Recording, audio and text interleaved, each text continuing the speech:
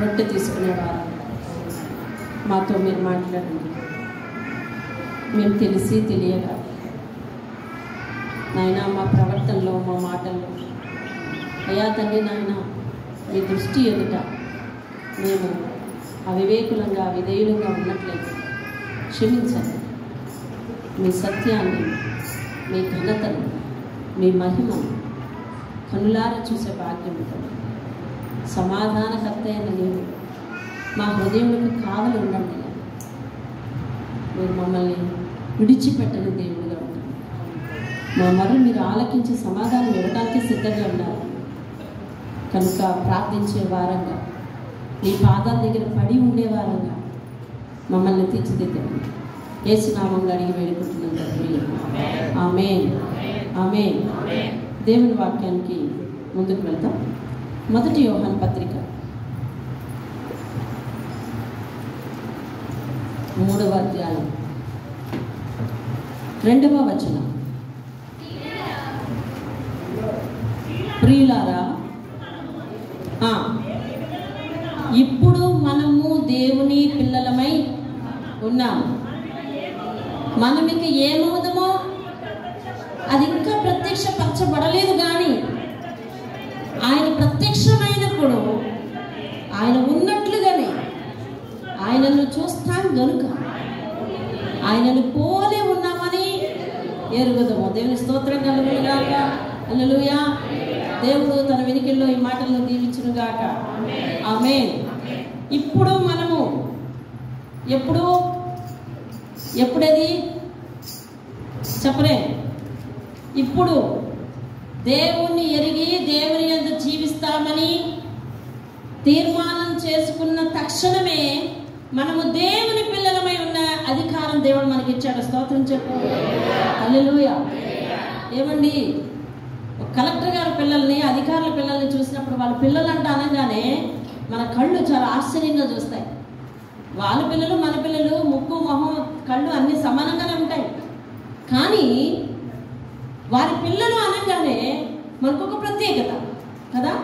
అవునా కదా చెప్పండి. అవును. క్రికెట్ అభిమానులు మీలో చాలా మంది ఉంటారు కదా. విరాట్ కోహ్లీ వాళ్ళ పిల్లలు అనగానే విరాట్ కోహ్లీ పిల్లలా అని ఎగబడి చూస్తాం కదా. ఎంతో కొంత ఆశ్చర్యం మన కళ్ళల్లో ఉంది. అలాగే సినిమా హీరోల యొక్క అభిమానులు ఉన్నారు. వాళ్ళ ఉన్నారా? మీలో ఎవరైనా ఉన్నారా? వాళ్ళ పిల్లలు అనేసరికి వాళ్ళ పిల్లలంట అని చెప్పి ప్రత్యేకంగా చూస్తాం. అలాగే మన భారతదేశంలో, అలాగే విదేశాలలో పేరు మోసిన అనేక ఆత్మలను రక్షించిన దైవజనులు ఉన్నారు కదా. వారి పిల్లలు అనగానే వారి పిల్లలంట అని చెప్పి ఆశ్చర్యంగా చూస్తాం. దేవుని స్తోత్రం కలుగు. అట్లా మనల్నందరినీ దేవుడు ఏమంటున్నాడు తెలుసా? మీరు నా పిల్లలు అంటారు. ఇది ఎంత ఆశ్చర్యకరమైన సంగతి ఒకసారి ఆలోచించు. అర్థమైందా? నిన్నగాక మొన్న వచ్చినా నువ్వు ఎన్ని సంవత్సరాలు అయినప్పటికీ ఏనాడు దేవుని అంగీకరించావో ఆనాడు నువ్వు దేవుని పిల్లగా, దేవుని బిడ్డగా ఉండే ఆధిక్యత దేవుడు నీకు ఇచ్చాడు. స్తోత్రం చెప్పండి. హల్లెలూయా. నేను దేవుని బిడ్డను. దేవుని స్తోత్రం. అలా చెప్పు నువ్వు కూడా, నేను దేవుని బిడ్డను. మీరు దేవుని పిల్లలై ఉన్నారు. ఇది ఎవరు రాస్తున్నారు? యోహాను రాస్తా ఉన్నారు. ఎవరు రాస్తున్నారండి? ఇది యోహాను రాస్తా ఉన్నాడు. ప్రియులారా, మనందరం ఇప్పుడు దేవుని పిల్లలు ఉన్నారా? దేవుని పిల్లలు. అసలు దౌర్భాగ్యం ఏంటంటే మనం దేవుని పిల్లలు అన్న సంగతి మనకు తెలియదు. మనం మర్చిపోయాం. మనకు తెలియదు. మనం చదువుకోలేదు. చదివినా మనం మర్చిపోయాం. కానీ లోకం చెప్తుంది వీరు దేవుని బిడ్డలు అంటుంది. నిన్ను చూసినప్పుడు ఏమంటుంది? దేవుని బిడ్డలు వీరు, దేవుని బిడ్డలు అని అంటుంది. లోకం మనం సంబోధించాల్సిన పరిస్థితి వస్తే దేవుని బిడ్డలు వీరని సంబోధిస్తుంది. లోకానికి తెలిసిన సత్యం మనం గ్రహించి దేవుని పిల్లలు ఎలా ఉండాలి? దేవుని వలె ఉండాలి. దేవుని స్తోత్రం. పరిశుద్ధతలో ఆయన పోలిన వారంగా, వినయంలో ఆయన పోలిన వారంగా, ఏమండి సహృదయంలో ఆయన పోలిన వారంగా, లక్షణాల్లో ఆయన పోలిన వారంగా ఉండాలంటే ఆయనలా ఉండడానికి ప్రయత్నించాలి. ఇప్పుడు మీరు దేవుని పిల్లలు అని దేవుడు ఒక గొప్ప ఆధిక్యత మనకి ఇచ్చాడండి. దేవుని స్తోత్రం కలండి. అసలు నువ్వెవరు? నీ గుణగణాలేంటి? నీ పుట్టుపూర్వోత్తరాలేంటి?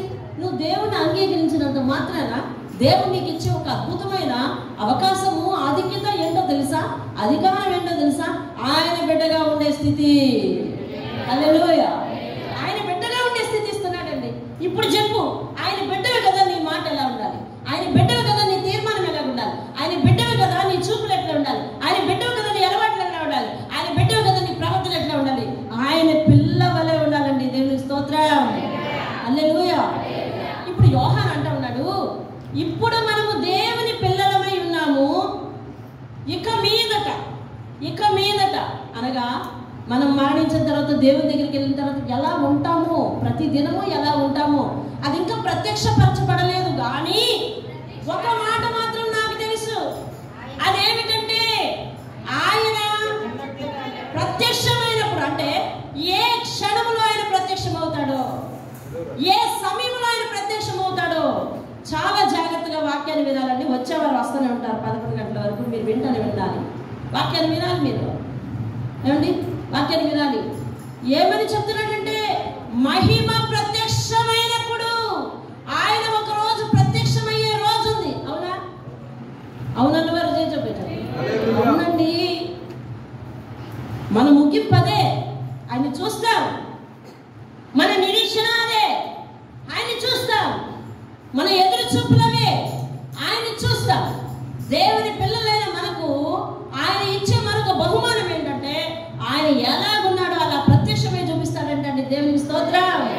హల్లెలూయా. ఇదంతా గొప్ప సంగతి. నువ్వు ధైర్యం తెచ్చుకోవాల్సిన సంగతి, నువ్వు ఆనందించవలసిన సంగతి. ఒకవేళ నువ్వు ఏ విషయంలోనైనా గర్వపడాలి అని అనుకుంటే, నేను దేవుని బిడ్డను, దేవుడు నన్ను బిడ్డగా చేసుకున్నాడు, ఒకనాడు ఆయన ఎలాగున్నాడో అలా నాకు ఎదుట ప్రత్యక్షం అవుతాడట, నేను అతన్ని చూసే అవకాశం నాకు ఇవ్వబోతున్నాడని ఏమాత్రమైనా అతిశయపడితే, గర్వపడు తప్ప మిగిలిన ఏ విషయాల్లో కూడా మనం గర్వపడడానికి దేవుడు అధికారం, అవకాశం ఇవ్వలేదు. దేవుని స్తోత్రం. ఇప్పుడు యోహాను ఏం చెప్తున్నాడంటే, చాలా చక్కగా విను, అద్భుతమైన సంగతులు ఇవి నాకు కంటపడినప్పుడు నేను ఎంతో ఆశ్చర్యపడి ఒక పావుగంట అలా ఉండిపోయి దీర్ఘమంతా ఆ రోజంతా అదే ఆలోచించుకున్న సంగతులు. ఈ వారం నుంచి కూడా నా మనసు లేదు. దేవుడు చెప్తున్న కొన్ని సంగతులు నన్ను కదిలించి వేస్తా ఉన్నాయి. అవి సంఘముతో ఎలా వివరించాలో, అయ్యా పరిశుద్ధాత్మ శక్తి నాకు కావాలని నేను ప్రార్థిస్తున్న సంగతులు. అయ్యా ఇంతకాలం బైబిల్ చదువుతున్నామే, ఇంకా ఇన్ని లోతులు ఉన్నాయా ఇందులో, ఇన్ని సత్యాలు ఉన్నాయా ఇందులో. అయ్యా బైబిల్ చదవని వారు ఎంతో మంది ఉన్నారు, వారి కొరకు మనవి చేస్తున్నానయ్యా, వారికి కూడా ఇటువంటి వాక్య దర్శనం ఇవ్వయ్యా అని ప్రార్థిస్తూ ఈ వారం అంతా చాలా నలిగిపోయిన సందర్భం నాలో నేను. అయితే ఒక మాట విను, ఆయన ప్రత్యక్షమయ్యే రోజు ఒకటి ఉంది కదా. ఆ రోజంట ఆయన ఉన్నట్టుగానే ప్రత్యక్షం అవుతాడంటండి. దేవుని స్తోత్రం. హల్లెలూయా. ఆయన ఉన్నట్టుగానే ఎలా ఉన్నాడో అలాగే ఎలా ఉన్నాడు చూద్దాము. కానీ ఆయన చెప్పే ఒక విషయాన్ని మాత్రం జ్ఞాపకం చేసుకుని మనం వెళ్ళిపోతాం. ఆయన ఎలా ఉన్నాడో చూడటానికి. ఆయన ఎలాగున్నాడో, ఆయన ఉన్నట్టుగానే ఆయన ప్రత్యక్షం అవుతాడు. ప్రత్యక్షమైనప్పుడు మనం ఎలా ఏం చేస్తామంటే తెలుసా? చదవండి, కింద వాక్యం చెప్తుంది, కనుక ఆయనను పోలి ఉన్నామని తెలుసుకుంటామంటారు. నీకు అర్థమైందా? దేవుణ్ణి ఇప్పటి వరకు యోహాను చూడలేదు. నువ్వు చూసావా? మీరు చూసారా? చూడలేదు. ఇప్పటి వరకు కల్లో నాకు ఒకసారి కనిపించాలంటే అంటారు, అవును కదా? నిజమే, నాకు ఒకసారి కల్లో కనిపించారు. ఎలాగంటే జాషువా నాన్నగారు లాగా వచ్చి కనిపించారు. ఆయన ఉన్నట్టుగా కనిపించింది ఇప్పుడు మనకి. అర్థమైందా? ఇదే సేవలో నేను చాలా కుమిలిపోయి, అయ్యా వస్తున్న అవరోధాలన్నింటినీ నీ చేతికి అప్పగించుకుంటున్నాను ఎన్నో నాళ్ళ నుంచి. కానీ అవరోధాలు నా ఎదుటి నుంచి పోవటం లేదు. అయ్యా నా పేగులు నొప్పి వచ్చేస్తున్నాయి. నేను ఆ వాళ్ళు పెట్టే మైక్ శబ్దాలకు నేను చీల్చుకొని వాక్యాన్ని చెప్పలేకపోతున్నాను. అయ్యా నా పేగులన్నీ నొప్పి అయిపోయి వాళ్ళు ఎలా ఏడిపిస్తున్నారో చూడండి అని చెప్పి నేను ఆయనకి కంప్లైంట్ చేస్తున్నానంట. దర్శనంలో ఆయనలాగా దర్శనమిచ్చాడు. దేవుని స్తోత్రం కాదు. ఇలా ఎన్నోసార్లు నేను దర్శనాన్ని పొందాను. మంగళవారం నాడు ఆ యొక్క కాలనీలో ప్రార్థన పెట్టాలా వద్దా అని అంటే ఆయన వచ్చి, మరి నీకు దర్శనమిస్తేనే కానీ నేను ప్రార్థన పెట్టానంటే, ఈయనలాగే మరి తెల్లని వస్త్రం వేసుకొని వచ్చి గేటు తీసి రెండు గేట్లు ఎలా తోసి నువ్వు వెళ్ళమ్మా అని నాకు చేయి చూపించిన సందర్భాలు నేను ఆయనతో చాలాసార్లు పంచుకున్నాను కదా. అంతే, దేవుణ్ణి దర్శనంలో చాలా మందికి చూసిన అనుభవాలు ఉన్నాయి. కానీ ఏదో ఒక రూపంలో ఏదో ఒక కానీ దేవుడట ఆయన ప్రత్యక్షమైనప్పుడు మాత్రం ఆయన ఎలాగ ఉన్నాడో అలాగే చూస్తామంటండి. దేవుని స్తోత్రం. హల్లెలూయా. ఇట్టి భాగ్యాన్ని పోగొట్టుకుంటాం లోకంలో మళ్ళీ తిరిగి అడుగు పెడితే. ఇట్టి భాగ్యాన్ని పోగొట్టుకుంటాం విశ్వాసంలో నువ్వు జారిపోతే. దేవుడు అంటున్నాడు, ఆ పరిశుద్ధాత్ముడు రాయిస్తా ఉన్నాడు, ఆయన ఎలాగున్నాడో అలాగే ప్రత్యక్షమవుతాడంట. ప్రత్యక్షమైన రోజు నువ్వే అనుకో, ఆ ప్రత్యక్షమైన రోజు చూసి నిజంగా నాలానే ఉన్నాడు అనుకుంటాను. ఈ ఎగ్జైట్మెంట్ కాదు, అక్కడ వేరే ఎగ్జైట్మెంట్. అవునా? ఎందుకంటే దాన్ని ఊహించలేదు. అచ్చు అలాగే ఉన్నాడు, మనల్ని పోలి ఉన్నాడు. ఎందుకని? ఆది యందు దేవుడు ఆదామును నిర్మించాడు, తన పోలిక చొప్పున చేసుకున్నాడు అన్న మాట చూసావా విన్నావా? విన్నాం. చూసావా విన్నావా? విన్నాం. కానీ ఇప్పుడది నేరుగా ఆయన ప్రత్యక్షమైన నిజమేనరా, ఆయన పోలికలోనే మనం చేసుకున్నాడని ఆశ్చర్యపోతామంటాడు. దేవుని స్తోత్రం. హల్లెలూయా. ఆయన ప్రత్యక్షమైనప్పుడు ఆయన ఎలా ఉంటాడో ఇదే యోహాను ప్రకటన గ్రంథంలో 1వ అధ్యాయం 13వ వచనం నుంచి రాస్తా ఉంటాడు ఆయన రూపాన్ని. దేవుని స్తోత్రం. ప్రకటన గ్రంథం 1వ అధ్యాయము 13వ వచనము ఆ 2వ లైన్లో ఉంది చూడండి. మనుష్య కుమారుని పోలిన ఎలా ఉన్నాడంటండి? పరలోకంలో దేవుడిని చూస్తున్నాడు యోహాను. ఈరోజు నీ చెవులు 2 రెక్కించుకొని, నీ కన్నులు రెక్కించుకొని ఆయన యొక్క దృశ్యాన్ని నీ హృదయంలో ముద్రించుకో. ఎలా ఉన్నాడంటండి? మనుష్య కుమారుని పోలిన, మనుషుని బిడ్డలాగా ఉన్నాడంట. మనుష్యుని పోలిన రూపం అంట. పోలిన ఒక రూపము నేను ఒకరిని చూచితిని, ఆయన పాదముల మట్టుకు దిగుచున్న. వినాలండి వాక్యాన్ని, వినాలి, శ్రద్ధగా వినాలి, వాక్యాన్ని వినాలి.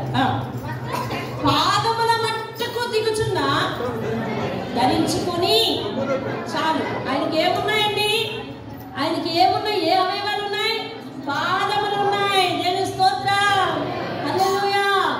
ఆయన పాదములకు మట్టుకు దిగుచున్న వస్త్రములు ధరించుకొని, ఆయన రొమ్ములకు బంగారు దట్టి కట్టుకొని, అంటే ఆయనకు గుండె భాగం ఉన్నది, ఈ రొమ్ము ఎముకల భాగం ఉన్నది, ఆ దానికి బంగారు దట్టి కట్టుకొని ఉన్నాడంట. ఆయన తల, దేవుని స్తోత్రం, ఆయన తల ఎలా ఉన్నదంటండి? తల వెంట్రుకలు తెల్లని ఉన్నిని పోలినవై హిమమంత ధవళముగా ఉన్నాయి. ఆయన నేత్రములు ఏమున్నాయండి? ఆయనకు నేత్రములు ఎలా ఉన్నాయంటండి? అగ్ని జ్వాలలను పోలి ఉన్నవి. తర్వాత ఆయన పాదములు కొలిమిలో పుటము వేయబడి మెరయుచున్న అపరంజితో సమానమై ఉండెను. ఆయన కంఠస్వరము, ఆయన కంఠస్వరం ఎలా ఉందని తెలుసా? విస్తారమైన జల ప్రవాహములను పోలి ఉందంటే, అంతకంటే గంభీరంగా అన్ని సముద్రాలు కలిసి ఒకేసారి ప్రవహిస్తే ఎంత ఘోష వస్తుందో అంత ఘోష ఉన్నదంటండి ఆయన కంఠస్వరంగా. ఎంత అద్భుతమైన రూపం అది. ఇంకా చెప్తారు చూడండి. ఆయన తన కుడి చేత్తో 7 నక్షత్రములు పట్టుకుని ఉండెను. ఆయన నోటి నుండి, ఈ అవయవాలన్నీ నీకు ఉన్నాయా? ఇవి మనుషులకు ఉండే అవయవాలు కదా అవండి.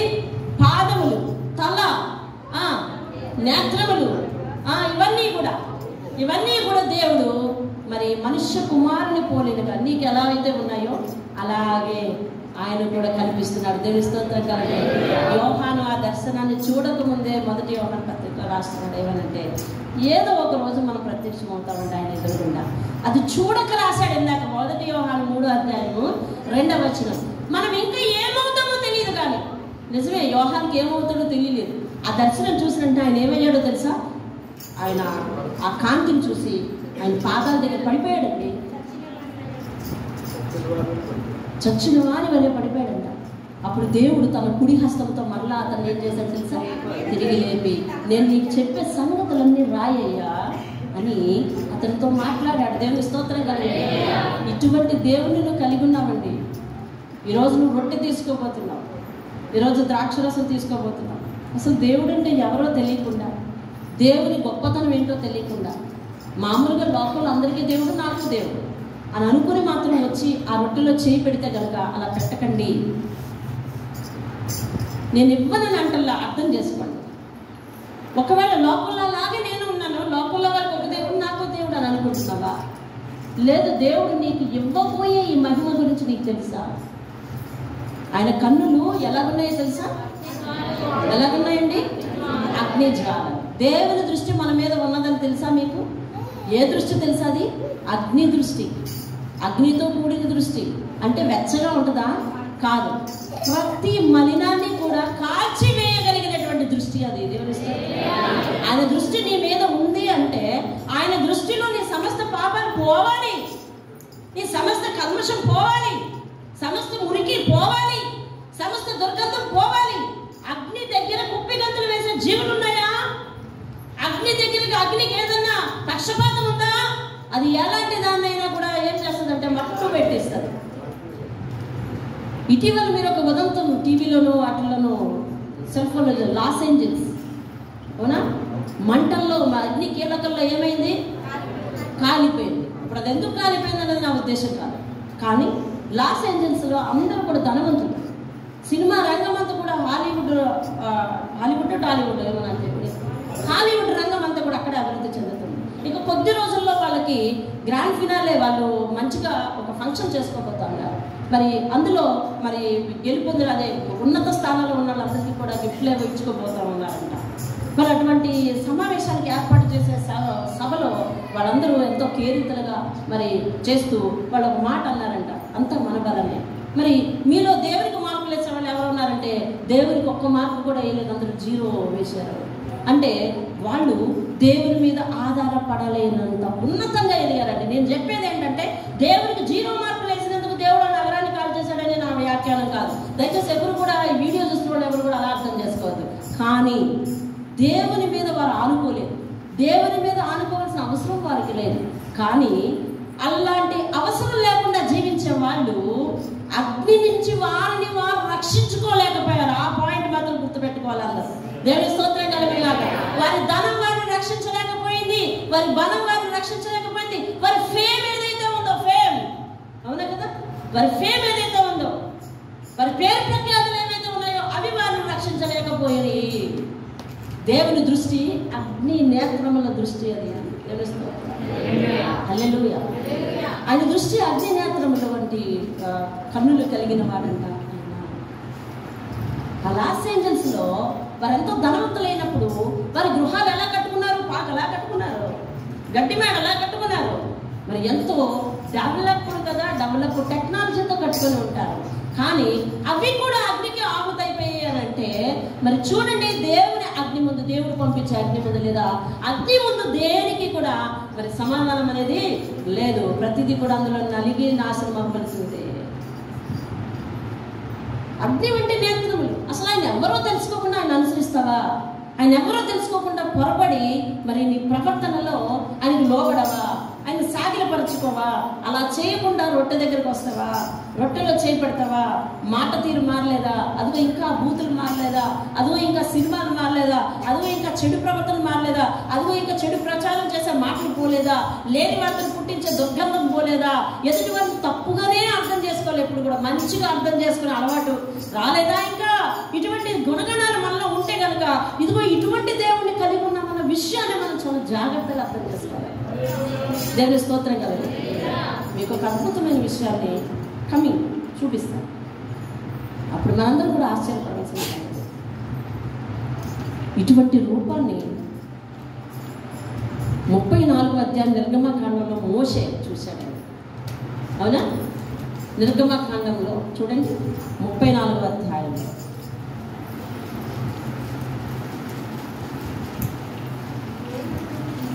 నిర్గమకాండం ఉందండి. ఒక నిమిషం.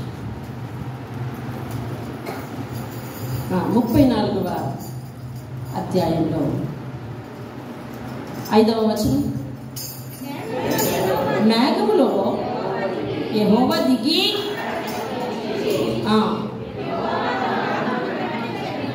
ప్రకటించాడు.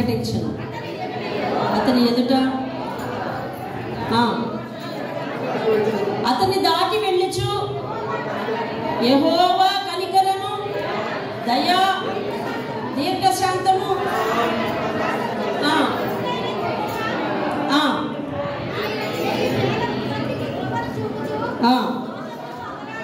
దోషములను అపరాధములను పాపమును క్షమించును గాని ఆయన ఏమాత్రమును దోషులను నిర్దోషులుగా ఎంచక 3-4 తరముల వరకు తండ్రుల దోషం కుమారుల మీదకి కుమారుల మీదకి రప్పించును అని ప్రకటించాడంటే దేవుడు.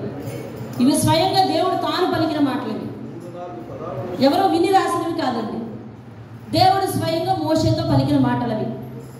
ఏమని మాట్లాడాడంటే, ఇదిగో నేను కనికరము దయా దీర్ఘశాంతము విస్తారమైన కృపాసత్యములు గల దేవుడని. ఆయన ఏ దేవుడై ఉన్నాడో నీకు తెలియాలి. కనికరం కలిగిన దేవుడు. నిన్ను నన్ను ఎందుకు మట్టు పెట్టిస్తాడు? అయితే ఎవరి విషయంలో ఆయన ఉగ్రతుంది అది కూడా చెప్తున్నాడు కిందన. నేను కనికరం కలిగిన దేవుడు, దయ కలిగిన దేవుడు, దీర్ఘశాంతుడు. ఆయన పేరేం పేరేంటండి? దీర్ఘశాంతం. ఈ మాటకి నీకు అర్థం తెలియాలి ఖచ్చితంగా. అవును, దేవుడిని నమ్మి కొన్నిసార్లు దేవునికి దూరంగా ఉన్నాం కదా, దేవుడిని నమ్మి ఇప్పటికీ వ్యసనాల్లో కొనసాగుతున్నాం కదా, దేవుడిని నమ్మి ఇంకా మన గుణగణాలు మనలోనే ఉన్నాయి కదా, మన పాప ప్రీతి మనలోనే ఉంది కదా, అయినప్పటికీ దేవుడు నిన్ను సహిస్తున్నాడు. దేవుని స్తోత్రం కలుగుతున్నాడు. లేకపోతే ఆయనకి వెంటనే నీ క్రియలు చూసిన వెంటనే నీకు ఆయన మీద కోపం, నీ మీద కోపం వచ్చిన వెంటనే నువ్వు భస్మం అయిపోను కాక ఆయన అగ్నిగ్రాత్రాలు నీ మీద చూపిస్తే నువ్వు నేను తల్ల వెంట్రుకలాగా ముడుచుకుపోతామండి. కానీ దేవుడు అట్లా చేశాడా? ఒక నిమిషం నువ్వు పరిశీలించుకో. ఎన్ని మార్లు దేవుని మందిరానికి దూరంగా ఉన్నావు, ఎన్ని మార్లు దేవునికి వ్యతిరేకంగా ఉన్నావు, ఎన్ని మార్లు అనేక మంది ముందు సాక్ష్యం ఇవ్వాల్సి ఉంటే సాక్ష్యం ఇవ్వలేదు, ఎన్నిసార్లు నీ కుటుంబంలో నీ బాధ్యతను సక్రమంగా నిర్వర్తించుకోలేదు, ఎన్నిసార్లు వీధులు పడ్డావు, ఎన్నిసార్లు అల్లరి చేసుకున్నావు, ఎన్నిసార్లు నీ జీవితాన్ని దేవునికి అవిధేయంగా నడిపించుకున్నావు. అన్నిసార్లు దేవునికి కోపం రాలేదా? వచ్చింది. కానీ ఆయన దీర్ఘశాంతం.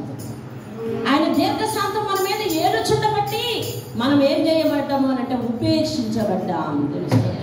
ఆయన కనికర సంపన్నుడు, ఆయన జాలి దయగలిగిన దేవుడు, దీర్ఘశాంతుడు, విస్తారమైన కృపాసత్యములు మన మీద చూపించాడు కాబట్టి మనం ఇంకా రాలేకున్నాం. అదే చెప్తున్నాడు ఆయన. ఆయన 1000 సంవత్సరముల వరకు 1000 మందికి కృప చూపచ్చు, దోషమును అపరాధమును పాపమును క్షమిస్తాడు కానీ ఆయన ఏమాత్రమును దోషులను నిర్దోషులుగా ఎంచక.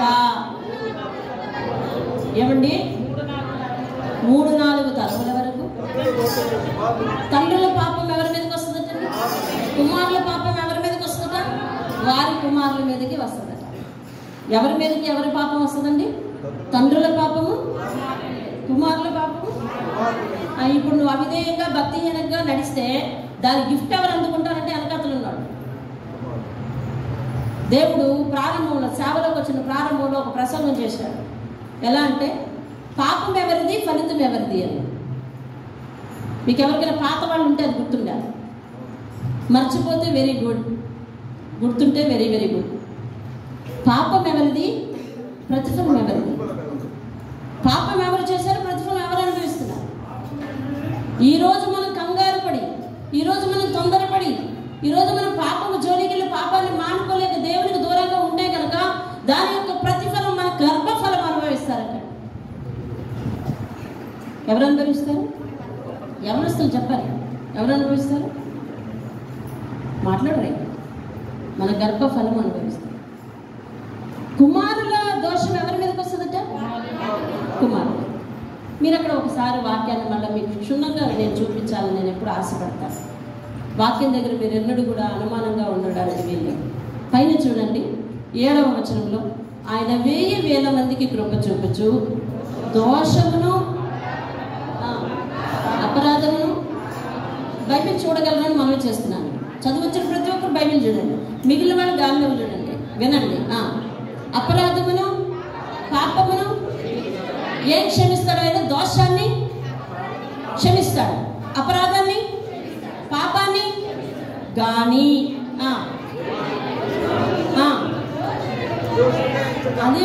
అదేమిటది దోషులను. మరి ఇంకా ఆయన క్షమించి లాభం ఏముంది?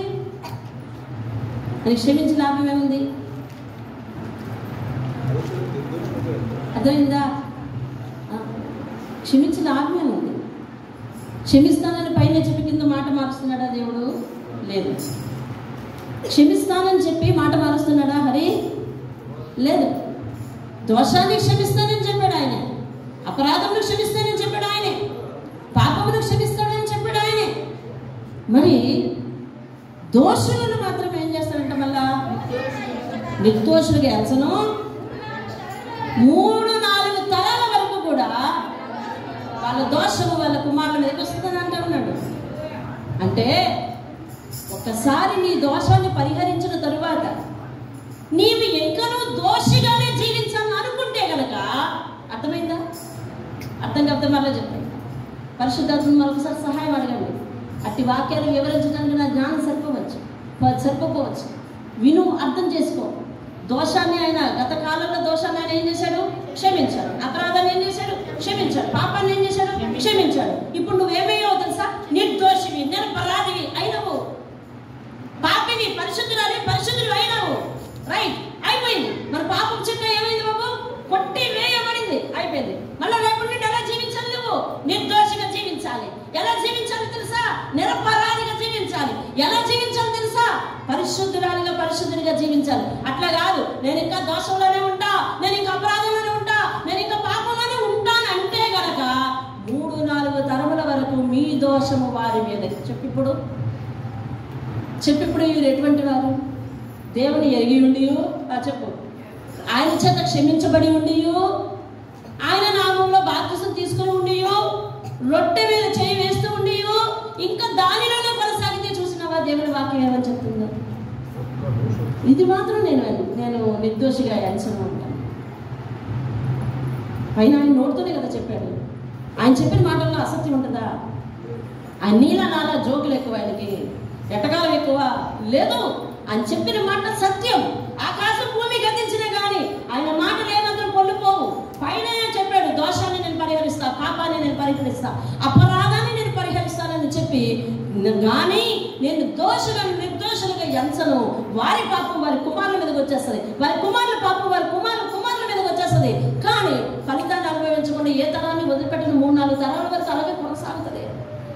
అందుకని ఏదో ఒక తరంలో వాళ్ళు ఏ పాపం చేయకపోయినా వారి పితరుల పాపం వారు నేర్చుకుంటూ ఉండి, ఏం పాపం చేసేవారు బాబు అది తల మీద చేతులు వేసుకొని బాధపడే తరాలు కొన్ని ఉంటాయి. నిజానికి వారే పాపం చేయరు. వాళ్ళని ఏరుచున్నది ఏమిటో తెలుసా? పితరుల పాపం. అంటే ద గ్రాండ్ మాస్టర్స్ అయిన మన పాపం అన్నమాట. మన పిల్లలు ఇవ్వాలి, జాగ్రత్త చూసుకో. ఈరోజు నువ్వు చేసే భక్తి జాగ్రత్తగా చేయి. ఈరోజు నువ్వు చేసే ప్రార్థన జాగ్రత్తగా చేయి. ఈరోజు నీ ప్రవర్తన జాగ్రత్తగా ఉంచుకో. దేవుణ్ణి ఎరిగి ఉంటే దోషంలో ఉండకు, దేవుణ్ణి ఎరిగి ఉంటే అపరాధంలో ఉండకు, దేవుణ్ణి ఎరిగి ఉంటే పాపంలో ఉండకు. అలా ఉంటే కనుక ఇదిగో నీ బిడ్డలా అనుభవించాల్సింది సుఖము నీది, సౌఖ్యము నీది, పాపము దానివల్ల వచ్చే సంతోషం నీది, ప్రతిఫలం నీ పిల్లలుగా. ఇది ఎక్కడ న్యాయం? క్వశ్చన్ మార్క్ వేసుకో. ఎక్కడిది న్యాయం? ఆయన లేపండి. ఎక్కడిది న్యాయం? మీరందరూ చెప్తారు, అట్లే చూస్తున్నారు.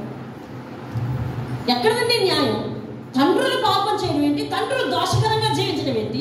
తండ్రులు అవిధేయంగా జీవించడం ఏంటి? మన ఇష్టానుసారంగా నావే అని అనుకుని నువ్వెళ్ళడం ఏంటి? ఎనకాతలు వచ్చేవారు వాళ్ళు అపూసమం తెలియని పిల్లలు పాపాన్ని మోయడం ఏంటి? ఆలోచించు ఒకసారి, ఆలోచించు. ఈరోజు నేను నా ఇష్టం అండి, నా ప్రవర్తన నా ఇష్టం, నా జీవితం, ఇట్స్ మై పర్సనల్ అంటారు కొంతమంది ఇంగ్లీష్లో. అంటే ఇది నా వ్యక్తిగతం, రైట్. నీ వ్యక్తిగతమే. దేవుడు నీ వ్యక్తిగత ప్రవర్తనకి జీతం వేసి నీ పిల్లల ఒళ్ళో కొలిసి పోస్తానంటా ఉన్నాడు. జాగ్రత్తగా ఉండాల్సిన బాధ్యత నీది కాదా? నీదే. నీ వెనకతల పిల్లలు ఎంత చెట్టు అంత ఎదిగిపోయినా, నీ వెనకతల పిల్లలు ఎంత నీకంటే కొడుకులో మించిపోయినా, నువ్వు చేసే పాపక్రియలు, నువ్వు చేసే దోషక్రియలు, దేవునికి అవిధేయంగా జీవించిన అవిధేయ ప్రవర్తన యొక్క ఫలితము నీ బిడ్డల జీవితాలను రాకూడదు. ఎందుకంటే అక్కడ ఆయన 3-4 తరాలు మెన్షన్ చేశాడండి. ఎన్ని తరాలు మెన్షన్ చేశాడు?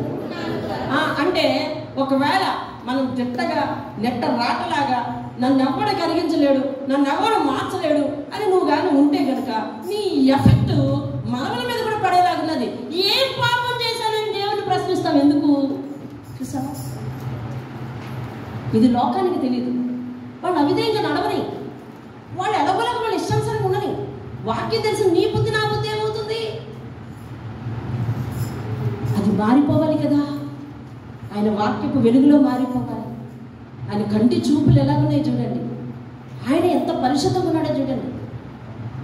ఆయన కాంతి ఎట్లాగుందో చూడండి. ఆ కాంతి నేరుగా చూడలేక ఆయన పడిపోయి ఉంటాడు. అందుకే చూడండి. కానీ మోషే గొప్పవాడు, నిజంగా దేవుడు అతనికి అట్టే ఆధిక్యత ఇచ్చాడు. 29వ వచనాన్ని నేను చదువుతా ఉంటాను చూడండి. నేను చదువుతాను, మీరు జాగ్రత్త వినండి. టైం అయిపోతుంది అందుకనమ్మా. సారీ, విను. 29వ వచనం నుంచి నేను చదువుతున్నాను. మోషే సీనాయి కొండ దిగుచుండగా శాసనములు గల 2 పలకలు మోషే చేతిలో ఉండెను. అతడు ఆ కొండ దిగుచుండగా ఆయన అతనితో మాట్లాడుచున్నప్పుడు తన ముఖ చర్మము ప్రకాశించిన సంగతి మోషేకు తెలియలేదు. దేవుని సముఖంలో మోషే ఎన్ని రాత్రులు ఉన్నాడండి? 40 రాత్రులు ఉన్నాడు. ఎన్ని పగళ్ళు ఉన్నాడు? 40 పగళ్ళు ఉన్నాడు. టోటల్గా 40 డేస్ దేవుని సముఖంలో, దేవుని ఎదురుగా నిలబడిపోయి దేవుని ముఖాముఖిగా చూసిన నరుడు. దేవుని స్తోత్రం, హల్లెలూయా. ఒక నరునికి దేవుడు అట్టే అవకాశం ఇచ్చాడండి. అప్పుడట ఆయన ముఖం చాలా ప్రకాశవంతంగా అయిపోయింది అంటుంది, కాంతివంతంగా అయిపోయింది. అందుకని ఎవరో దీని గురించి అడిగారండి. నేను అప్పటి నుంచి ప్రస్తావించడానికి సమయం సార్. వినండి, ఈయనట ఆ కొండ మీద నుంచి దిగిపోతున్నప్పుడు ఇన్నాళ్ళు 40 దినాలు దేవుని సముఖంలో ఉండిపోయాడు కదా. 40 దినాలు దేవుని సముఖంలో ఉండిపోయాడు కదా. ఆ కాంతి అంతా ఆయన ముఖం మీద ఉండిపోయిందంటది. ఈయన ఈ పలకలు పట్టుకొని కిందకి దిగుతున్నప్పుడు ఆయన ముఖం ప్రకాశిస్తున్న సంగతి ఆయన తెలియలేదంట. చూడండి, అహరోనును ఇశ్రాయేలీయులందరూ మోషేను చూచినప్పుడు అతని ముఖ చర్మం ప్రకాశించను కనుక వారు అతన్ని సమీపించడానికి భయపడ్డారు.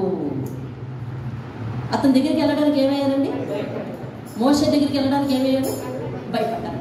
కాబట్టి చూడండి, మోషే వారిని పిలిచినప్పుడు అహరోనును సమాజ ప్రధానులందరూ అతని యొద్దకు తిరిగి వచ్చిరి. మోషే వారితో మాట్లాడెను. అటు తరువాత ఇశ్రాయేలీయులందరూ సమీపింపగా సీనాయి కొండ మీద యెహోవా తనతో చెప్పింది యావత్తు అతడు వారికి ఆజ్ఞాపించెను. మోషే వారితో ఆ మాటలు చెప్పుట చాలించి తన ముఖము మీద ముసుగు వేసుకొనెను. తన ముఖం మీద ఏం వేసుకున్నాడంట? ముసుగు వేసుకున్నాడంట. ఇక్కడ ఇంకొక పాయింట్ చదవండి, 34వ వచనం. అయినను మోషే యెహోవాతో మాట్లాడుటకు ఆయన సన్నిధిని ప్రవేశించినది మొదలుకొని అతడు వెలుపలికి వచ్చే వరకు ఆ ముసుగును తీసివేసెను. అంటే ఇప్పుడు దేవుని సముఖంలో ఉన్నప్పుడు మోషే ముసుగు వేసుకున్నాడా? వేసుకోలేదా? వేసుకోలేదు. ఇవాళ వాక్యం చాలా మందికి అర్థమవుతున్నట్టుగా అర్థం కానట్టుగా ఉన్న ఈ వాక్య సత్యాన్ని మీరు తెలుసుకోవాలి, మీరు ఎరిగి ఉండాలి. అర్థమవుతుందండి?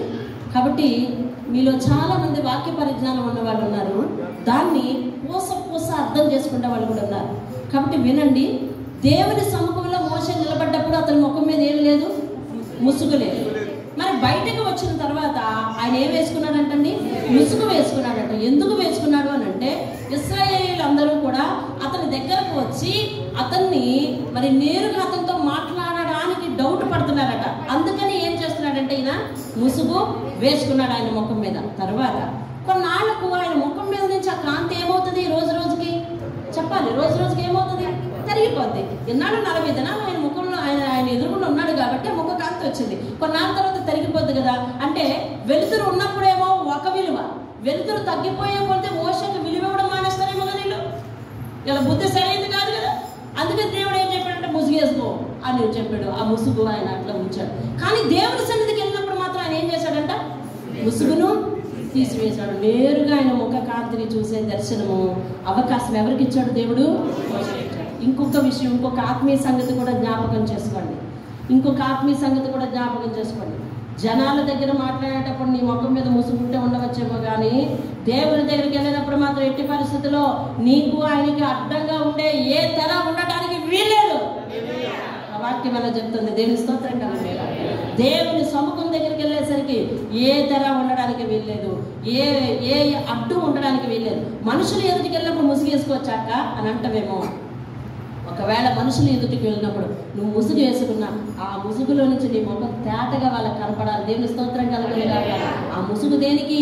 పాప మాలిన్యాన్ని అంటించుకోకుండా వేసుకుంటే వేసుకో, కానీ ముసుగు వెనక ఒకలాగా, ముసుగు తర్వాత బయట ఒకలాగా ఉండడానికి వీలు లేదు మనము. దేవుని స్తోత్రం కలుగును గాక. ఇటువంటి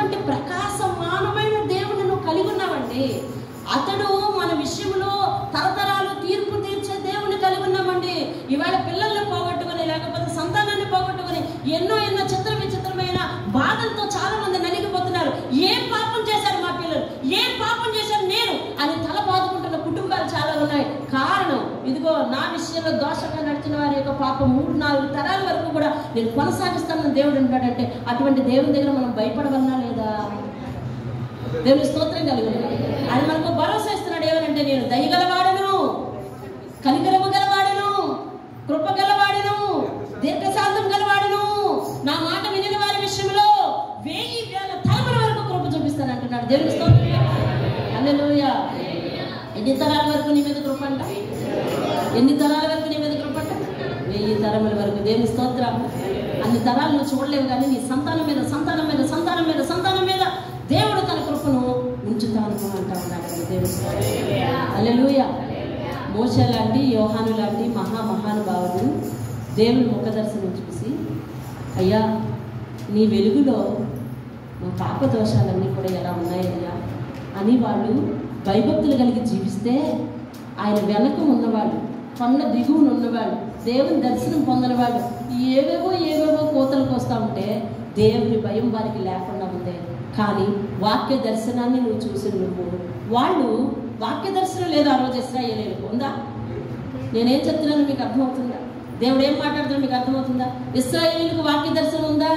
లేదు. ఈ వాక్యం ఎలాగ రాయబడింది నువ్వు చదువుతున్నా కానీ ఇశ్రాయేలు చదివారా? లేదు. కొండ మీద దర్శనాన్ని వాళ్ళు చూసారా? లేదు. అందుకని వాళ్ళు తప్పిపోయారేమో. నువ్వెందుకు తప్పిపోతున్నావు? అది దేవుడు నన్ను ప్రశ్నిస్తున్నాడు. మనకు వాక్య దర్శనం ఉంది. డైరెక్ట్ దర్శనం లేకపోయినా వాక్య దర్శనం ఉంది. వాక్య దర్శనంలో మన సహజ హృదయాలన్నీ కూడా మార్పు చెందించుకోవాలి. దేవుని స్తోత్రం. అలా మార్పు చెందించుకుంటే దేవుడు 1000 తరముల వరకు కృప చూపించే దేవుడై ఉన్నాడు, కనికరం చూపించే దేవుడై ఉన్నాడు. అనగా నీ బిడ్డలు కనికరం పొందుతారు, నీ బిడ్డలు దయ పొందుతారు, నీ బిడ్డలు జాలి పొందుతారు, నీ బిడ్డలు దేవుని చేత ఆదరింపబడతారు. దేవుని స్తోత్రం కలుగును. ఇప్పటికీ గర్భఫలం లేని వారు కూడా మీ తరతరాలు దేవుని కృప చేత నిండిపోతాయనంటే ఈనాడు నీ భక్తి దానికి కారణం. ఈనాడు నీ భక్తి దానికి కారణం. ఇంకొక అద్భుతమైన సంగతిని మీకు చూపించి, పరిశుద్ధమైన రొట్టె దగ్గరికి ఎలా రావాలో మానసికంగా నువ్వు సిద్ధపడిపోవాలి. ఇప్పటికి 2 విషయాలు విన్నాం. యోహాను దర్శనాన్ని చూసావు, దేవుడు ఎలా ఉన్నాడు. మోషే దర్శనాన్ని చూసావు, దేవుడు తన ముఖకాంతి ఎలాగో ఒక మనిషి మీద ప్రకాశింపచేశాడు. అలా ప్రకాశింపచేస్తూ తాను ఏమని మాట చెప్పాడో కూడా విన్నాం. ఆయన ఇచ్చిన మాట విన్నాం. ఇప్పుడు అవన్నీ బేరేజ్ వేసుకుని రొట్టె దగ్గరికి ఎలా వస్తావు? ఇప్పుడు ఒక నిర్ణయం తీసుకో, ఒక మంచి సమర్పణ తీసుకో. నీ సంతానానికి, నీ కుటుంబానికి శాపాన్ని పొందేవద్దు. నీ కుటుంబానికి నీ అవిధేయ ప్రవర్తన వలన నీ కుటుంబానికి శాపాన్ని పొందేవద్దు. ఇంకొక మాట చూద్దాం, అద్భుతమైన సంగతి. ఇది చూసిన దగ్గర నుంచి నా హృదయంలో నెమ్మది లేదండి అసలు. యోబు గ్రంథం 42వ అధ్యాయం.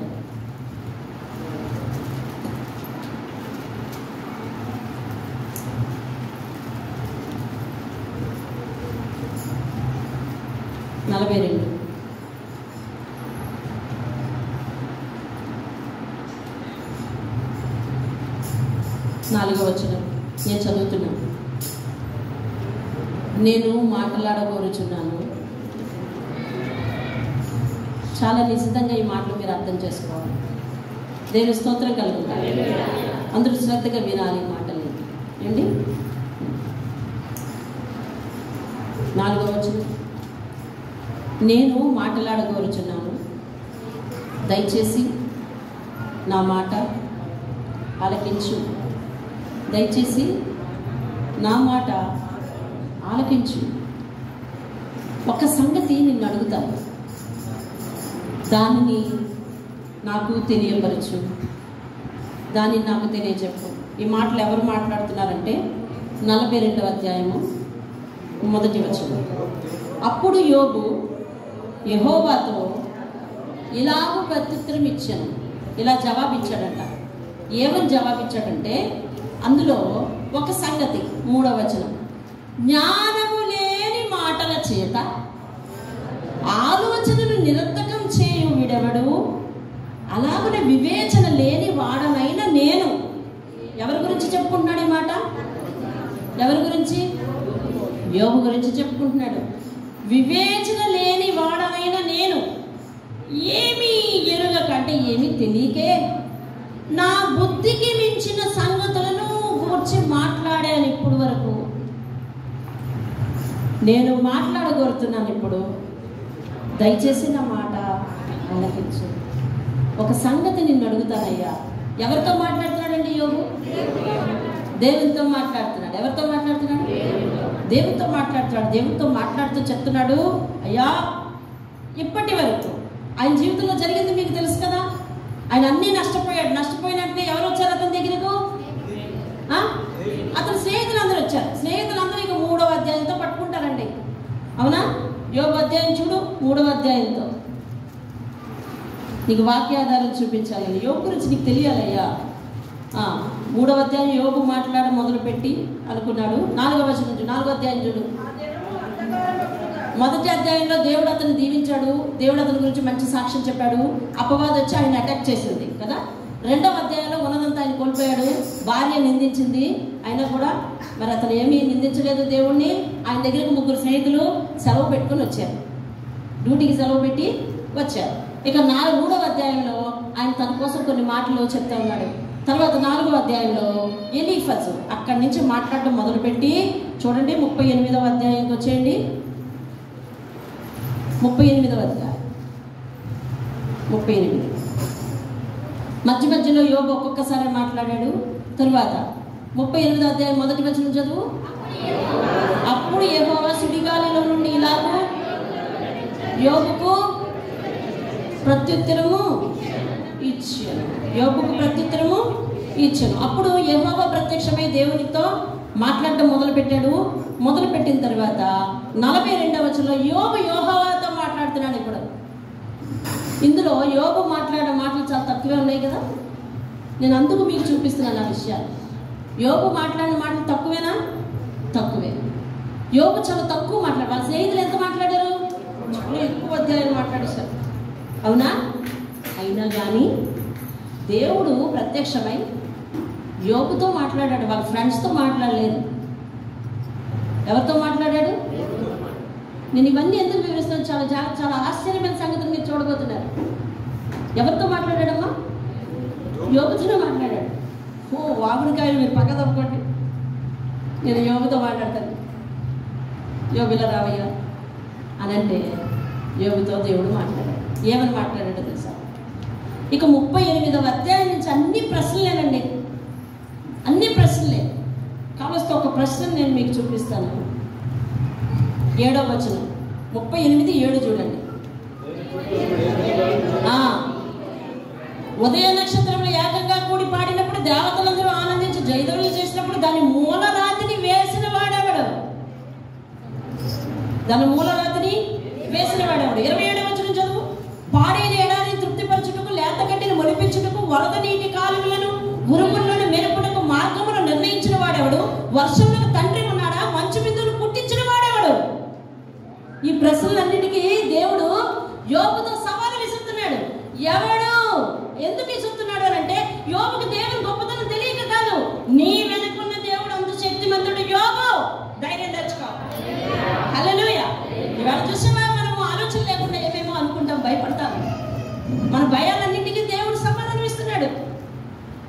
ఏమని చెప్తున్నాడు తెలుసా? మంచు బిందువులకు, మెరుపులకు, ఎడారిలో త్రోవలు కలిగజేసేవాడు నేనే. సమస్తమును నా ఆధీనంలో యోబు. మంచు బిందువు చూడండి అక్కడ. వర్షానికి తండ్రి ఉన్నాడా? మంచు బిందువులు పుట్టించుకునేవాడు. మంచు గడ్డ ఎవరి గర్భంలో వచ్చింది? అసలు మంచు గడ్డ ఎలా తయారైంది? ఎవరు తయారు చేశారు? ఇవన్నీ ఎవరి శక్తి అయి ఉన్నాయి? చెప్పాలి గట్టిగా. దేవుని శక్తి అయి ఉన్నాయి. ఇవన్నీ యోబుకి ఎందుకు చెప్తున్నాడు దేవుడు? నీ వెనక ఉన్న దేవుడు అంత గొప్పవాడు యోబు అని అంటే, అప్పుడు యోబు యోహాన్ని చూసి, యెహోవాని చూసి, అయ్యా 4వ వచనంలో చెప్తున్నాడు అతని గురించి. 4వ వచనమా? 3వ వచనం. జ్ఞానము లేని మాటల చేత. ఏమండి వింటున్నారా? విన్న వాళ్ళందరూ దేవునికి స్తోత్రం చెప్పండి. జ్ఞానం లేని మాటల చేత, ఎదటి వారి ఆలోచనలు పాడు చేసే మాటలు పలికిన నేను ఎవరిని? యోబు తాను తిట్టుకుంటున్నాడు. ఈడెవడు ఎంతసేపు మాట్లాడాడండి? ఎంతసేపు మాట్లాడాడు? కొద్దిసేపు మాట్లాడిన మాటలకు, అవునా హరి? కొద్దిసేపు మాట్లాడిన మాటలకు యోబు అంటాడు, జ్ఞానము లేని మాటలంటవి, ఆలోచన నిరంతకం చేసే మాటలు మాట్లాడి ఎవడండి? ఏమియో ఎరుగకే, ఏం తెలియదయ్యా నాకు, నా బుద్ధికి మించిన సంగతుల గురించి మాట్లాడేశాను. అయ్యా ఇంకొక్కసారి నీ ఎదురుగుండా మాట్లాడాలనుకున్నా, ఇంకొక్కసారి దయచేసి నా మాట విను. ఎంతవరకు మాట్లాడిన వాళ్ళని బుద్ధి విను. ఒక్క మాట మాట్లాడు. ఏం మాట్లాడతాడు ఆలోచించు. ఏం మాట్లాడతాడు ఆలోచించు.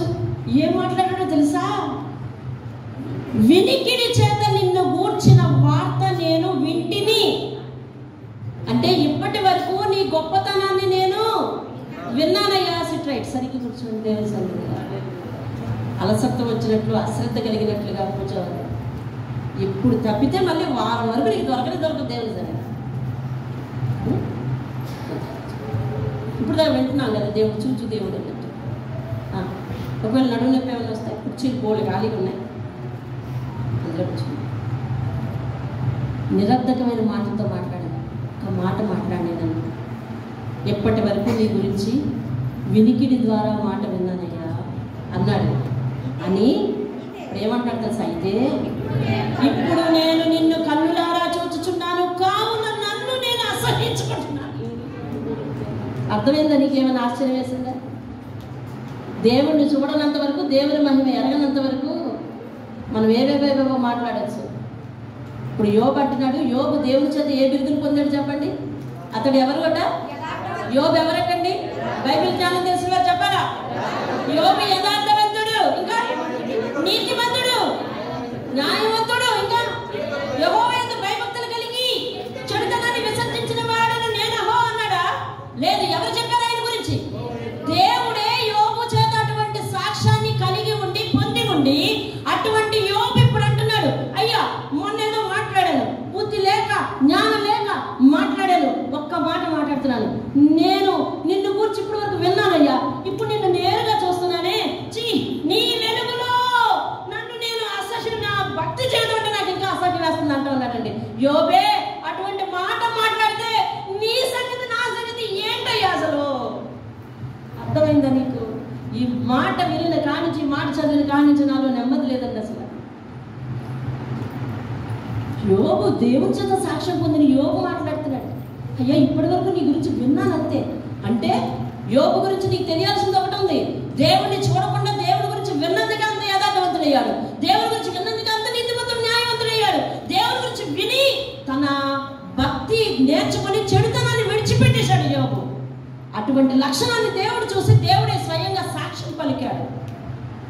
అటువంటి యోబు దేవుడు ప్రత్యక్షమైతే అంటాడు, అయ్యా నీ ప్రత్యక్షపు వెలుగులో ఇప్పుడు నేను కన్నులారా చూసి నా మీద నాకు అసహ్యం వచ్చేస్తుంది. ఒక నీతిమంతుడే తన మీద తన ప్రవర్తన అసహ్యం కలిగితే నీ సంగతి నా సంగతి ఎక్కడుందండి? ఇంకా ఎంత జాగ్రత్తగా మాట్లాడాలండి. మాటకు మాట, మాటకు మాట, మాటకు మాట, మాటకు మాట, మాటకు మాట, మాటకు మాట, కోటలు కట్టే ప్రతి నోరు మూయబడాలి కదా. ఇంకా యోబు 3వ అధ్యాయంలో ఏం మాట్లాడాడు? అదిలో తప్పేముంది? యోబు మాట్లాడే మాటలో తప్పుంటే యోబుతో దేవుడు ఎందుకు మాట్లాడుతున్నాడు? ఇప్పుడు ఆయన స్నేహితులందరూ గొప్ప గొప్ప జ్ఞానవచనాలు పలికారు, కానీ అందులో డబుల్ మీనింగ్ డైలాగులు అని నేను, యోబు నువ్వు పాపం చేసుంటావేమో, దేవుడు క్షమిస్తాడయ్యా అంటున్నారంటే అర్థం ఏంటి? దేవుడు క్షమించబడు అన్న స్టేట్మెంట్ అయితే కరెక్టే, కానీ నువ్వు పాపం చేసావేమో అని పుల్ల పెట్టి పడుస్తా ఉన్నారు. కాబట్టి మీరందరూ పక్క తప్పుకోండి. వ్యంగ్యంగా మాట్లాడుతున్నావా? నీ వ్యంగ్యత దేవునికి తెలుసు. డాంబికంగా మాట్లాడుతున్నావా? నీ డంబం దేవునికి తెలుసు. మాటలతో కోటలు కట్టి గంటలు ఎదుటి వారి సమయాన్ని పాడు చేస్తావా? నీ మాటల ప్రతిఫలం ఆయనకు తెలుసు. యోబు కొంచెం మాట్లాడిన దానికే అందులో మన మాటల్లో దొర్లే చెడు ఎంతో, అందులో మన మాటల్లో దొర్లే బూతులెంతో, ఓత పదాలెంతో. అర్థమైందండి? మొన్న ఒక ప్రార్థన దగ్గర వాక్యం చెప్పి కింద దిగాను. ఎవరినో తిట్టుకుని వచ్చేసి నాకు తగిలింది ఒక ఆవిడ. నేను ఇలా వెనక్కి తెలిసి అమ్మమ్మ మిమ్మల్ని కాదని అంటాను. ఇప్పుడు దాకా వాక్యం విని అవే మాటలమ్మా ఎవరినైనా కానీ అని ఎవరినో అలా వెనక్కి తిరిగి చూసుకొని తిట్టుకుంటూ వచ్చేస్తుంది. తిట్టుకుంటూ వచ్చి 70 మంది అనుకు తీసింది. వెనక్కి తిరిగి చూసి అమ్మగారు మిమ్మల్ని కదండి, అది ఊత పదం. ఇలాంటి ఎన్నో ఊత పదాలు. నువ్వు నేను ఎంత సిగ్గుపడాలి దేవుని దగ్గర. యోబు అంటున్నాడు, అయ్యా ఇప్పటివరకు నీ గురించి విన్నాను, ఇప్పుడు నేను కన్నీళ్ళలో చూస్తున్నాను, నా మీద నాకు అసహ్యం వేస్తుంది అయ్యా. ఎన్ని చెడు మాటలు మాట్లాడలేకపోతే నా భర్త జీవితం ఎదుర్కొన్నట్లా ఉన్నదా. ఇప్పటివరకు నాకు నేనే నీతిమంతుని అనుకున్నానేమో, క్షమించు. ఎక్కడైనా నా విశ్వాస జీవితంలో నేను మిస్ అయ్యానేమో, క్షమించయ్యా. నిన్ను చూస్తే నా మీద నాకే అసహ్యం వస్తుంది. అసహ్యం వేసి ఏం చేస్తున్నాడో చూడండి. ఆ మొక్క చూడండి, ధూళిలోనూ బూడిదలోనూ పడి పశ్చాత్తాపడుతున్నానయ్యా అని ఆయన ఏ బూడిదలో అయితే ఉన్నాడో, ఏ ధూళిలో అయితే ఉన్నాడో అందులో దొర్లి ఏడ్చి, అయ్యా నా పాపాలు క్షమించు. ఏమండి, ఇక మన మాట తీరు ఎలా మార్చుకోవాలో చూసారా? క్రైస్తవులకు పరిశుద్ధమైన మాట తీరు ఉండాలండి. దయచేసి నేను చెప్తున్నాను, ఇదే పరిచర్యలో కలిసి 4, 5, 10 మంది కలిసి ఉదయం వంటలు చేయడానికి 12 మంది వచ్చారండి. తెల్లవారు ఈ చెల్లో 12 మంది వచ్చారు. దయచేసి ఎవరు వచ్చారు ఎవరు రాలేదు అని చూసుకొని పని చేయకండి. వచ్చిన వారు కొన్నిసార్లు మీ బలహీనతల చేత నేను ఎందుకు ఒప్పుకున్నానని అనిపించవచ్చు. కొన్నిసార్లు అపవాదాలు పలికిస్తుంటుంది. ఇందాక మనం ఒక మాట విన్నాం కదా, అలా కొన్నిసార్లు అనిపించవచ్చు. దయచేసి అటువంటి ఆలోచన రానివ్వకండి. నేను ఆ తేజోమైన పని చేయడానికి వెళ్తున్నాను, అతను నన్ను పనిదానిగా పెట్టుకున్నాడు, పనివాడిగా పెట్టుకున్నాడని ఏ కార్యం చేసిన ప్రేమతో చేయడానికి రండి. అలా 4, 5 కలిసినప్పుడు, 10 మంది కలిసినప్పుడు మన మాటల్లో ఏమైనా సరసం దొరకకూడదు. ఎట్టి పరిస్థితి మనం దేవుని సముఖంలో ఉన్నాం. ఎక్కడున్నా కానీ నువ్వు ఎక్కడ ఏ సంతలో ఉండు, ఎక్కడ ఉండు, దేవుని కన్నులు నిన్ను చూస్తున్నాయి కదా. అపవిత్రమైన మాటల చేత మన దేహాన్ని పాడు చేసుకుంటాం, పవిత్రమైన రొట్టెని తీసుకోబోతున్నాం. మరి మాటల ద్వారానే, చూపుల ద్వారానే మన దేహాన్ని పాడు చేసుకోకూడదనంటే మరి లేనిపోని విచిత్రమైన ఆ ఆచారాల వల్ల, అలవాట్ల వల్ల కొంతమంది కుటుంబాల్లో ఇంకా ఆచారాలు పోవండి. అదేంటండి, ఆ గుమ్మానికి వేల కట్టడం, లేకపోతే ఇంటిలో ఏదో ఉండడం, మా వారాలు లెక్కించడం. అదేంటండి, చీకటి పడిన వెంటనే లైట్ వేసి వెంటనే ఏం చేస్తారు చెప్పండి, వెంటనే మూతులు కొట్టుకోవడం. అదేంటండి, వెంటనే మూతులు కొట్టేసుకోవడం. ఇలాంటి పనులు చేయకండి. ఎదురు రావడం, కొంతమందికి ఎదురు వచ్చే బుద్ధి పోతుందండి. ఎదురులేవు అంతా దేవుని మీదే ఆధారపడతాం అంటారు. ఉత్రే అంటారు, ఇంట్లో ఎదురు మానేస్తారు. ఈదులోకి వెళ్ళిన తర్వాత ఎవరైనా వాళ్ళకి ఇష్టం లేని ఎదురు వచ్చి, అమ్మయ్య వచ్చిందిరా బాబు ఎదురు అంటారు. ఇంట్లో ఎదురు మానేసాం, వీధిలో ఎదురు ఉన్నాయి ఇంకా మనకి. అర్థమైందా? నిజంగా మా డిఎల్పూర్లో ఒక ఆవిడ ఎదురొస్తే ఇంకా వాళ్ళు ఇక సాయంత్రం వచ్చి కట్టెల మీద ఊరేగడమే. నిజంగా చందు గుర్తుందా? కట్టెల మీద ఊరేగడమే. నిజంగానండి, ఆవిడ అలాగే పాపం పాపులర్ అయిపోయింది. ఏంటో ఒక మనిషి ఎదురు రావడం వల్ల నీ జీవిత దినాలు తరిగిపోతున్నాయా? అయితే ఆడ ఫోటోయే పెట్టుకుని పూజించవచ్చు కదా, ఎక్కువ కాలం బతుకుతావు. అంతేనా? ఈ మనిషి ఎదురు రావడం వల్ల మన జీవిత దినాలు తరిగిపోతున్నాయంటే ఈవిడ ఫోటోయే పెట్టుకొని మనం ఎక్కువ కాలం పూజిస్తే అంతకాలం బతుకుతాం కదా. నిజానికి ఆవిడ ఒకరోజు మేము అర్జెంట్కి వెళ్ళిపోతున్నాం బండి వేసుకొని, ఇక మా టర్నింగ్ ఇలా తిరిగాము, ఆవిడ నూనె చేసా పట్టుకొని, అదేంటే నూనె కూడా పట్టురాడు. అసలే ఆవిడ ఎదురొస్తే చచ్చిపోతారు అంటారు, పైగా నూనె పట్టుకొని వచ్చింది. ఒక చేత్తో ఖాళీ బింది పట్టుకొని వచ్చింది. మా బండి స్పీడ్ ఏమాత్రం ఆపకుండా అక్కడే టర్నింగ్లో కార్నర్లోనే పైపు ఉంటుంది. ఆ పైపు దగ్గర ఉన్న వాళ్ళ ఎదురుగుండా ఉన్న వాళ్ళని మరి అన్నయ్య అని నేను పిలుస్తూ ఉంటాను, ఆయన కూడా అలాగే సంతోషంగా పిలుస్తూ ఉంటాను. అట్లేదు వెళ్ళిపోండి అనేసి వెళ్ళిపోమంటాను. మాకేం టైం అయిపోయింది. టర్నింగ్ తిరిగేసరికి ఈవిడ రైట్ దర్జాకి వెళ్ళిపోయింది. ఇవి ఇంకున్నావు దేవుడికి స్తోత్రం చెప్పాలి. అరే ఒక మనిషికి ఆపాదిస్తావా మొత్తం శక్తి అంతా? కొంతమందికి ఇంట్లో ఎదురు లేవు, వీధిలో ఎదురులు ఉన్నాయండి. వీధిలో ఎదురులు ఉన్నాయి, ఇంట్లో ఎదురులు లేవు. కాబట్టి అటువంటి దిక్కుమాల స్థితి ఏమన్నా ఇంకా ఉంటే మనం వదిలిపెట్టుకోవాలి. అది కూడా పాపమే. ఏమండి, కొంతమంది సినిమా హాల్కి రానయ్యాయిగా అంటారు. సినిమా హాల్ మనం కట్టించింది కాదు కదా, అందుకని వేరే వాళ్ళు కట్టించింది కాబట్టి దేవునికి త్యాగం అయ్యా, సినిమా హాల్ నీకు అర్పిస్తానయ్యా, నువ్వే చూసుకోవాలి, నేను చూడను ఇక నుంచి అంటారు. కానీ ఇంట్లో టీవీ వదలదు, చేతిలో సెల్ ఫోన్ వదలదు, అందులో రిలీజ్ అయిన ప్రతి కొత్త సినిమా చూస్తూ ఉండాల్సిందే, ప్రతి కొత్త సీరియల్ చూస్తూ ఉండాల్సిందే. సెల్ ఫోన్లు వచ్చాక టీవీలు సమర్పించారు దేవుడికి, అర్థమైందండి? టీవీలు వచ్చాక సినిమా హాల్ సమర్పించారు, సెల్ ఫోన్లు వచ్చాక టీవీల్ని సమర్పించారు, అర్థమైందండి? ఇలాగా వద్దు, ఇలాంటి సమర్పణలు, దిక్కుమాల సమర్పణలు దేవుడికి చేసుకోదు. నువ్వు చేసుకుంటే అంత చేసుకోగలుగుతావు, అర్థమైందండి? పరిచర్య చేయడానికి, ఆయన్ని సేవించడానికి దేవుడిని ఏర్పాటు చేసుకున్నాను. నేను ఒక మాట చెప్తా, ఈరోజు పద్మ అనే నేను దేవుడు అల్పురాలను నన్ను ఎన్నుకుని ఈరోజు ఇంత సేవ చేస్తున్నాడు అని అంటే నేను దేవునికి ఉపయోగపడుతున్నానని ఏమాత్రం గర్వం నాలో వచ్చిన అది దేవునికి ఇష్టం లేదు. నేను కాకపోతే ఇక్కడ సేవ చేసేవాడిని మీలో 100 మంది ఉన్నారు. దేవునికి స్తోత్రం. ఎప్పుడు కూడా నువ్వు ఆరాధిస్తున్నాను, దేవుడికి నేను ఏదో సమర్పించేసుకున్నాను, దేవుడికి నేను ఏదో ఇచ్చేసాను. చాలామంది అంటారు, నేనండి అంతకుముందు విపరీతంగా సిగరెట్గా నేను విన్నాను, ఇలాంటి సాక్ష్యాలు విన్నాను కాబట్టి చెప్తున్నాను. అంతకుముందు సిగరెట్ అంటే నేను చైన్ స్మోకర్ అండి, అలాంటిది దేవుడి కోసం వదిలేశానండి సిగరెట్ అన్న. దేవుడి కోసం సిగరెట్ వదిలేస్తే దేవుడు ఏం చేసుకుంటాడన్నా సిగరెట్ని? నీ కోసం వదిలేసామని చెప్పు. ఎవరి కోసం వదిలేసామండి? నా కోసం వదిలేశాను. అది ఉంచుకుంటే నాకు పాపం కాబట్టి నేను నా కోసం వదిలేశాను, దేవుడి కోసం వదిలేశాను అనుకోవద్దు. దేవుడి కోసం పనిచేస్తున్నాను అనుకోవద్దు, దేవుడి కోసం సమర్పించుకున్నాను అనుకోవద్దు. నేను లేకపోతే అక్కడ లేదని అనుకోవద్దు, నేను రాకపోతే దేవుడికి ఆరాధన లేదని అనుకోవద్దు.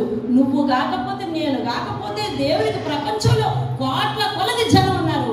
కాబట్టి సమర్పించుకుంటే నువ్వు బాగుపడతావు, పని చేస్తే నేను బాగుపడతాను, ఆయన మాట వింటే నేను బాగుపడతాను, నా కుటుంబం బాగుపడుతుంది, నా సంఘం బాగుపడుతుంది, నా వ్యవస్థ అంతా బాగుపడుతుంది. కాబట్టి సమర్పించుకోవాల్సిన దాన్ని నేను దేవుడి కోసం కాదు, నా కోసం, నా తరతరాల కోసం. దేవుని స్తోత్రం కలగదు కాదు. కాబట్టి ఎక్కడ ఏ కోసం కూడా దేవుని దగ్గర తల ఎత్తుకొని అతిశయించేది లేదు. ఒకవేళ తల ఎత్తితే కనుక ఆయన రూపం చూడటానికి ఎత్తు. దేవుని స్తోత్రం. అంతవరకు ఏం చేయాలి? ఎత్తి చూశాడు యోహాను, ఏమయ్యాడు తెలిసిన? ఆయన ముఖ కాంతిలో తట్టుకోలేక కాళ్ళ మీద పెట్టాడు.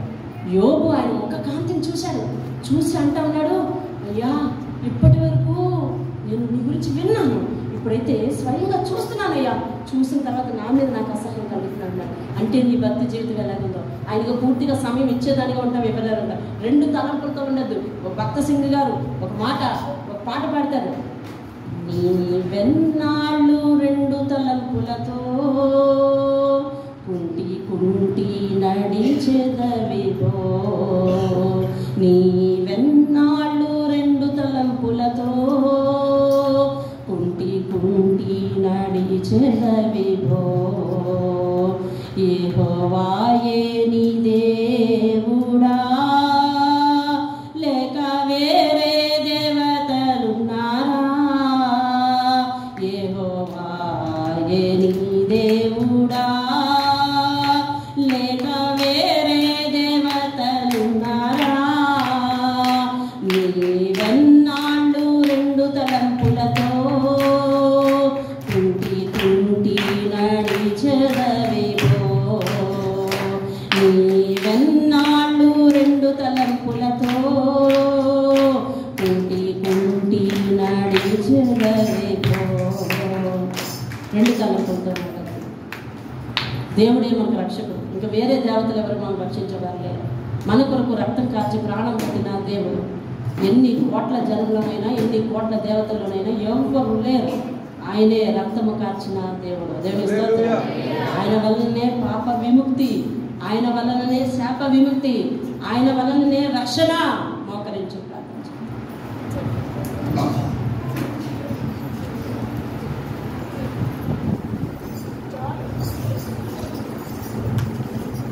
మోకరించు. ఆయన ముఖ దర్శనము నీవు వాక్య రూపంలో పొందాలి. ఈరోజు ఎక్కడెక్కడ ఆయన రూపాలు వివరించబడ్డాయో వింటూ ఉన్నాను. ఇంకా చాలా చోట్ల ఆయన రూపాలు వివరించబడ్డాయి. సమయం సరిపోదు. అయితే నువ్వు తీసుకునే రొట్టె ద్రాక్షరసం మాత్రం ఆశీర్వదించబడిన దీవెనపు పాత్రలోంది తీసుకుంటున్నావు. అటువంటి పరిశుద్ధుడైన దేవుని శరీరం అటువంటి తేజోమయుడైన దేవుని యొక్క రక్తం అది.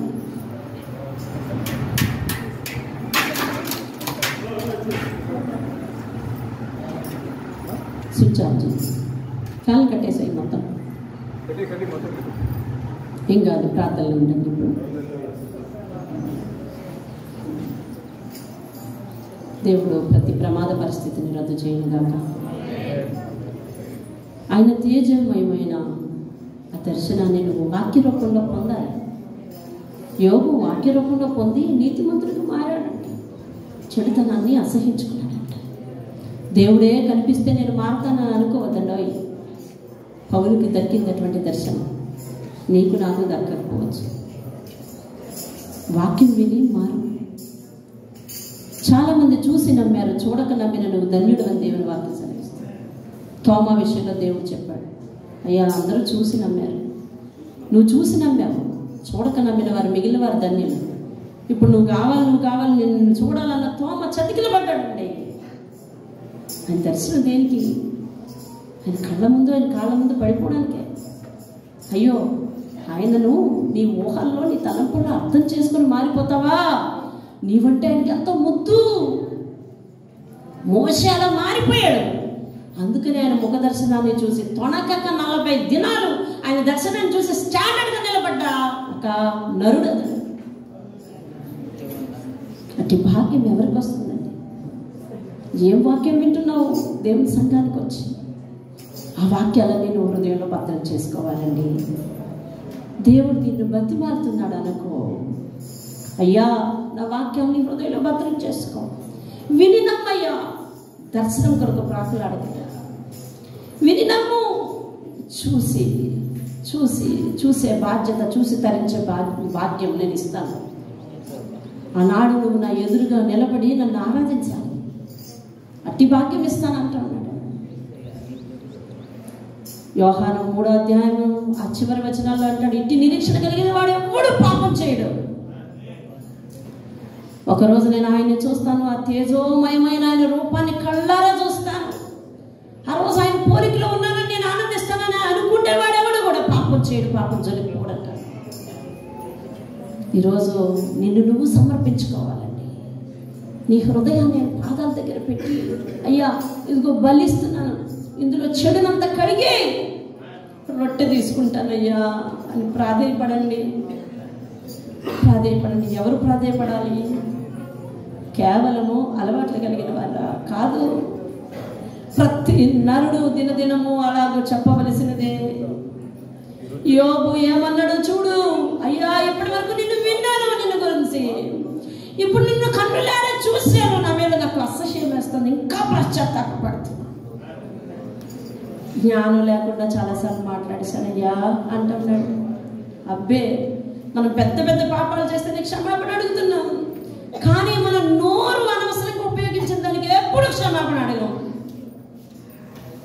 ఎదుటి వారిని క్షమించే దయ, ఎదుటి వారిని క్షమించే జాలి, ఎదుటి వారిలో తప్పు ఉన్న దాన్ని సరిదిద్ది దేవుడే చూసుకుంటాడని మరి మభ్య పెట్టే స్థితి ఏది లేదు నీ దగ్గర, నా దగ్గర ఉండదే. అమ్మో, మనం తప్ప మిగిలిన వారందరూ దోషులే, మనం తప్ప మిగిలిన వారందరూ అపరాధులే, మనం తప్ప మిగిలిన వారందరూ మన ఎదుట జ్ఞానహీనులే. ఇటు స్థితి దేవుని దృష్టికి ఎంత అసహ్యం అండి. ఆయన ముఖ కాంతిలో మన సమస్త పాపంలో తేటగా కనపడుతున్నప్పుడు క్షమాపణ అడిగి రొట్టె తీసుకోవాల్సిన అవసరం ఉంది కదా. ఈ 2025 సంవత్సరంలో నిన్ను దేవుడు పూర్తిగా ప్రక్షాళన చేయాలనుకున్నాడు కాబట్టి ఇటువంటి శక్తివంతమైన వాక్యములను ఎదుటి పెడుతున్నాడు. విని మారిపో, విని మార్పు చెందుకో. దేవుడు నిన్ను దీవిస్తాడు.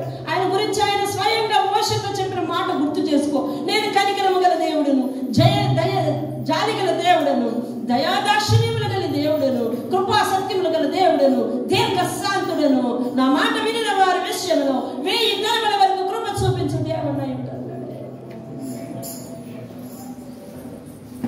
ప్రార్థన చేసుకో. విన్న ఆయనే తన భక్తి జీవితాన్ని ఎంతో సరి చేసుకుని చూసిన తర్వాత ఇంకా బాధపడుతున్నాడు, పశ్చాత్తాపడుతున్నాడే. అయ్యా నేను అనవసరంగా ఉన్నానయ్యా, మాట్లాడుకుంటూ ఉంటే బాగుండేది అనుకుంటున్నాను. జ్ఞానం లేకుండా ఆలోచన చెరిపే మాటలు మాట్లాడిన వీడు ఎవడయ్యా నీ ఎదురుగుండా అని యోగు తను తాను పడగొట్టుకుంటున్నాడు దేవుని ఎదుట.